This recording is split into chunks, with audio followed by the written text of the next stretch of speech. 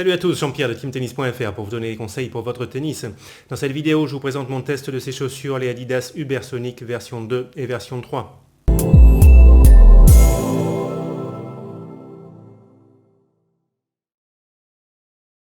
Allez, je vais vous parler de ces chaussures Adidas. D'abord, je vous laisse regarder quelques passages d'un entraînement que j'ai fait avec ces deux modèles.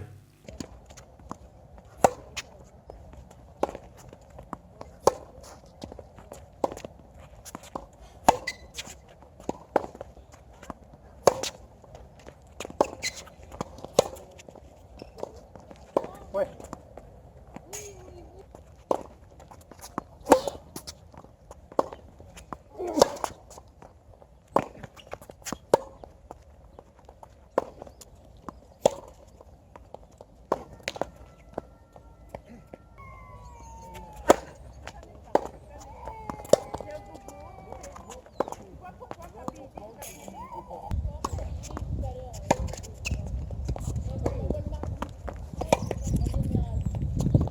Oui.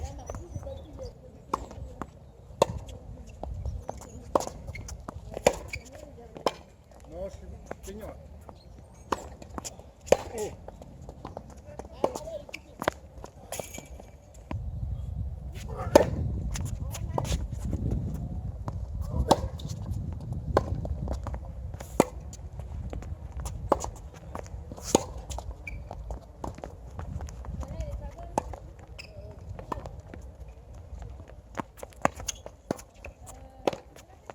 Ouais.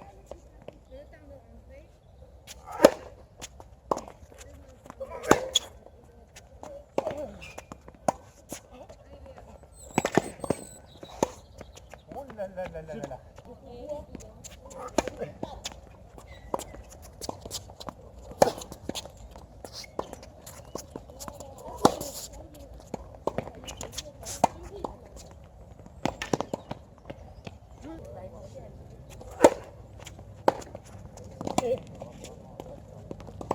Oui.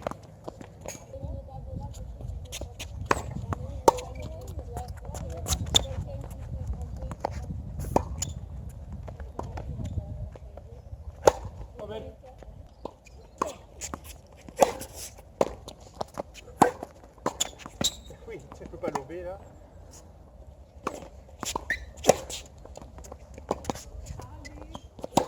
Oh. Allez, on se retrouve pour parler de ces chaussures, donc les Adidas Ubersonic version 2, version 3, que m'a envoyé Tennis Warehouse Europe pour test.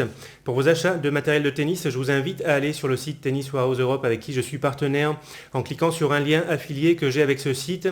Comme ça, vous indiquerez que vous venez de ma part et ça m'aidera à continuer les vidéos que je fais sur YouTube.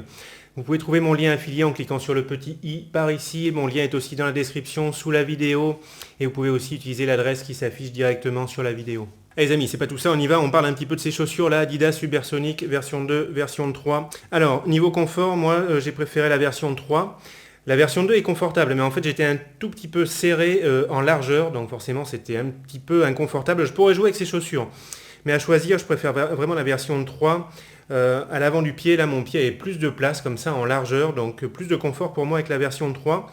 Je dirais donc chaussures confortables les deux, mais attention au niveau de la largeur du pied, les deux plutôt pour des pieds fins. Pas trop large, pas trop fort, et version 3 plus intéressante pour des pieds plus larges. Au niveau du confort, on a des molletons, n'est-ce pas, ici au niveau du talon, pour être bien à l'aise. C'est la première fois que je sens un molleton comme ça au niveau de mon talon dans une chaussure de tennis. Bon, ça apporte un petit plus, alors c'est plus marqué encore avec la version 3, donc c'est sympa, ça apporte un confort comme ça au niveau du talon. Après, on a des chaussures ici qui sont avec un chausson. Il n'y a pas de languette ici. Chausson, on met le pied directement dans un chausson. C'est intéressant pour avoir le pied qui est bien maintenu. Et puis je trouve que ça joue aussi un petit peu au niveau du confort. On met son pied, on est dans un chausson.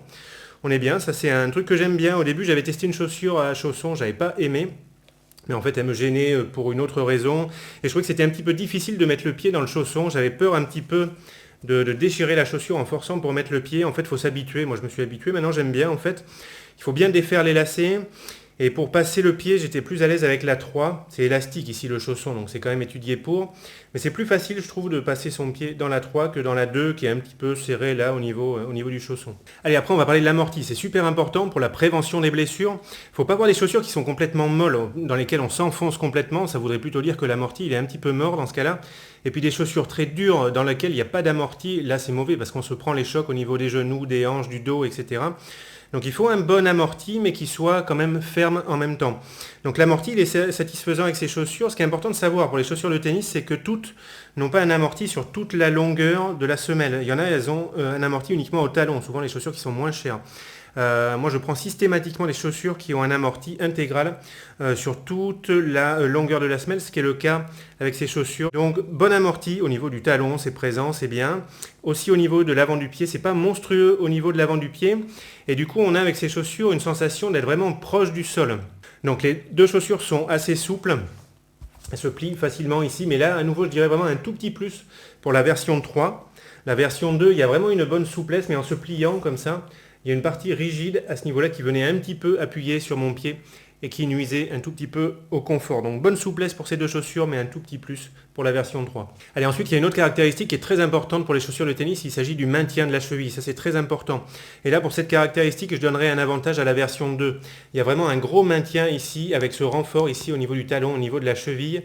Cette partie-là qui est très rigide, qui est bien présente, qui se prolonge ici avec cette partie qui va jusqu'au lacet finalement. Donc toute cette partie du pied est bien maintenue et bien englobée. Et puis le maintien pour la cheville, il monte comme ça assez haut sur la chaussure. Donc ça, on voit que c'est quelque chose qui a été un petit peu simplifié au niveau de la version 3. Donc c'est toujours présent. Il y a cette partie ici pour maintenir la cheville, mais ça va moins loin, c'est différent. Ça ne se prolonge pas jusqu'au lacet. Et puis ça va moins haut. Donc c'est correct, hein, c'est tout à fait correct sur cette chaussure, mais si vraiment il faut comparer les deux, pour le maintien de la cheville, je donne un avantage à la version 2. Avec ces deux chaussures, on se sent assez stable sur le court parce qu'on a la sensation d'être proche du sol. Donc ça donne une sensation de stabilité. Et il y a un truc qui est intéressant, on va le voir sur la version 3, il y a cette partie à ce niveau-là de la semelle, c'est un tout petit peu élargi.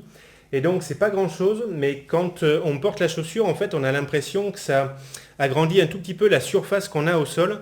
Et moi je trouve ce petit détail, ce petit truc en plus, ça donne l'impression vraiment d'être bien stable sur le sol. Et en plus de ça, sur les déplacements latéraux, quand il faut s'arrêter, quand il faut bloquer ses appuis pour repartir dans l'autre sens, pour se replacer, c'est quelque chose qui va aider à maintenir le pied, ici cette partie. Donc c'est pas grand chose, mais vraiment moi c'est quelque chose qui me plaît, c'est vraiment une bonne idée sur cette chaussure, donc sur la version 3.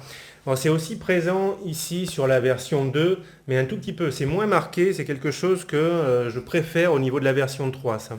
Allez, maintenant on parle un petit peu des renforts qu'il y a sur les chaussures pour améliorer la durée de vie. Donc là il y a des renforts ici à l'avant du pied, et puis un petit peu à l'intérieur du pied sur les deux chaussures. Mais par contre, ça m'a l'air d'être plus présent, plus solide sur la version 2. Donc là, on a vu les renforts ici, et puis sur la version 3. Donc ici, c'est présent à l'avant de la chaussure, ça monte un tout petit peu moins haut. On a l'impression que le plastique est un tout petit peu plus fin. Et ici, il y a un bon renfort à l'intérieur, mais à nouveau, ça fait plus léger, plus fin que sur la version 2. Donc il y a des renforts sur les deux. Il faudra voir dans le temps combien de temps elles vont me durer les chaussures. Mais à mon avis, celles-ci ont des chances de durer un tout petit peu plus. Et puis ensuite, on va parler un petit peu de la semelle. C'est particulier. Moi, quand j'ai reçu ces chaussures, j'ai cru que c'était des chaussures spéciales terre battue. Pour ceux qui ne connaissent pas, la plupart des chaussures spéciales terre battue, elles ont une semelle qui ressemble à ça, recouverte intégralement de chevrons, comme ça, parce que ça adhère bien sur terre battue. Et en fait, ça, ce sont des chaussures donc pour toute surface. On peut jouer sur dur, on peut jouer sur terre battue. Et le fait qu'il y ait des chevrons vraiment sur l'intégralité de la chaussure, comme ça, je pense que ça va être intéressant aussi pour avoir une bonne adhérence sur terre battue. Allez, je termine avec le poids des chaussures. Donc j'ai pesé les chaussures, pointure 45. La version 2 fait 366 grammes. La version 3 fait environ 384 grammes. Donc celle-ci est plus lourde. Mais j'ai pas du tout eu cette sensation quand j'ai joué avec les chaussures. J'avais l'impression que celle-ci était plus légère. Donc à mon avis, c'est surtout qu'elle est légère ici au niveau de l'avant du pied. Tout a été un petit peu simplifié au niveau des renforts, tout ça. Je pense que c'est ça qui donne l'impression de légèreté. Globalement, ces deux chaussures, j'ai pas eu l'impression d'avoir des sabots au pied. J'ai l'impression qu'elles sont relativement légères et ça m'a pas du tout gêné, on va dire, dans mes déplacements. Allez, je m'arrête là pour ce test comparatif de ces deux modèles. Donc deux bonnes chaussures de tennis avec un amorti intégral sur toute la semelle. Donc déjà rien que ça commence bien. Des choses qui ont été simplifiées sur la version 3 par rapport à la version 2 au niveau des renforts, au niveau du maintien de la cheville. Mais moi par contre j'ai une sensation de légèreté qui est plus marquée avec la version 3 et un confort qui est supérieur dans la version 3 du fait que mon pied trouve plus de place en largeur. Il faut faire attention à ça. N'hésitez pas à me poser des questions en commentaire de la vidéo si j'ai oublié certaines choses. Moi je vous dis très bon tennis à tous et puis on se retrouve très vite dans une nouvelle vidéo. Allez, ciao!